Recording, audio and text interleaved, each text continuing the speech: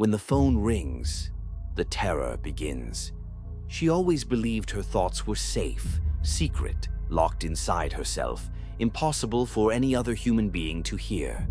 But it all began on a night when the clock struck midnight and something called to her from within her mind. It was not an ordinary sound. It was a presence that invaded her thoughts and repeated, in a voice that seemed to come from inside her, exactly what she was trying to hide even from herself. At first, she thought it was just paranoia, but the mental intrusions became more frequent, each one more intimate and cruel than the last.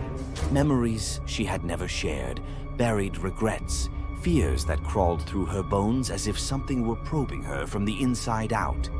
The voice didn't ask, it ordered.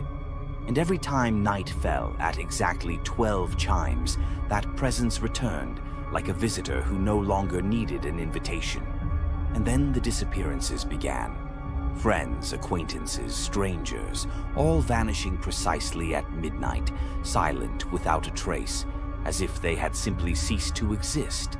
There was no rational explanation, no sign of struggle, no message left behind, just the clock marking the terror that repeated night after night. When the bodies finally surfaced, there was something about them that no doctor, no investigator could explain. Faces frozen in absolute horror, eyes wide as if they had witnessed the impossible, and a silence so heavy it seemed to permeate every cell. It was not just a presence. It was as if something had learned to read thoughts, to explore secrets and transform memories into condemnations. Every midnight chime was a warning and a sentence. Reality itself began to warp around her. Shadows stretched with no origin.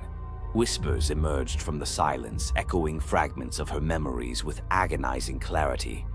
Fear ceased to be just a sensation.